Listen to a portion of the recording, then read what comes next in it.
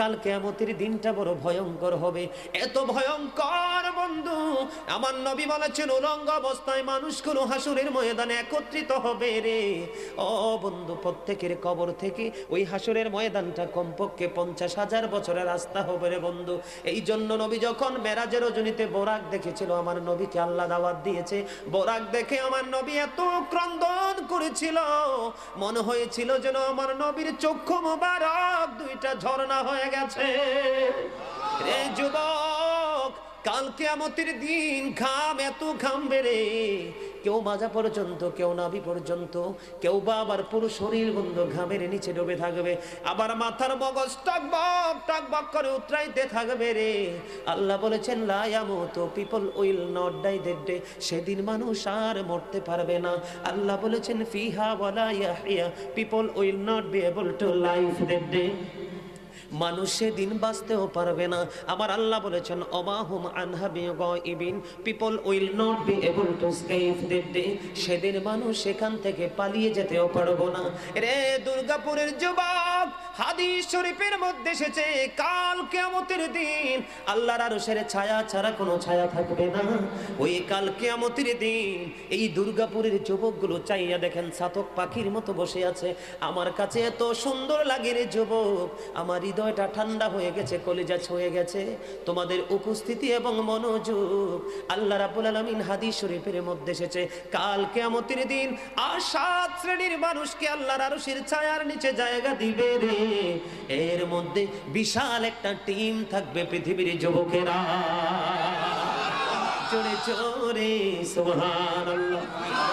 কেন গো ও বন্ধু, আল্লাহ সূরা ইনফিতরের মধ্যে কিয়ামতের সিম্পটমটা জানিয়ে দিয়েছেন।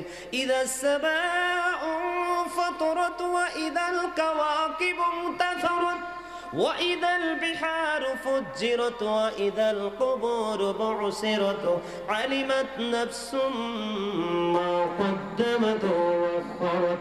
জোরে জোরে বলুন আল্লাহু আকবার।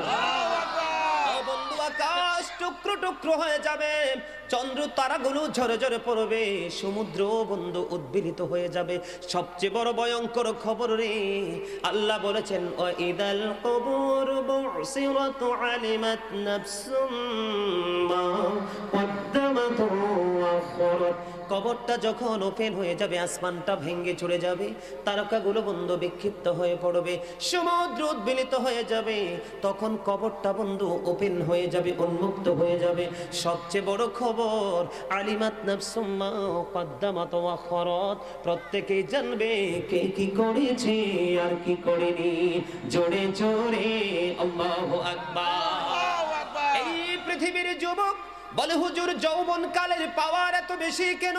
জিব্রাইল আলাইহিস সালাম বলেছেন বৃষ্টির ফোঁটা পৃথিবীর বুকে যা আসে আমি জিব্রাইলের পক্ষে গণনা করা সম্ভব হয়, কিন্তু যৌবন কালে যখন কোনো যুবক যুবতী আল্লাহর গোলামি করে, কারণ ওই সময়টা তাদের নাচের সময়, গানের সময়, রং তামাশার সময়, এই সময় যদি কেউ রে যুবক আল্লাহর পাগল হয়ে যায় রে, যৌবন কোলে গানের আসরে না যে আল্লাহর গোলামিতে ব্যস্ত থাকে, তওবা করে কেঁদে কেঁদে আল্লাহর কাছে বন্ধু পরকালের পুরস্কার কামনা করে, ওই যুবকগুলোকে আল্লাহ রাব্বুল আলামিন আল্লাহর আরশের ছায়ার নিচে জায়গা দিয়ে দিবে। জোরে জোরে সুবহানাল্লাহ।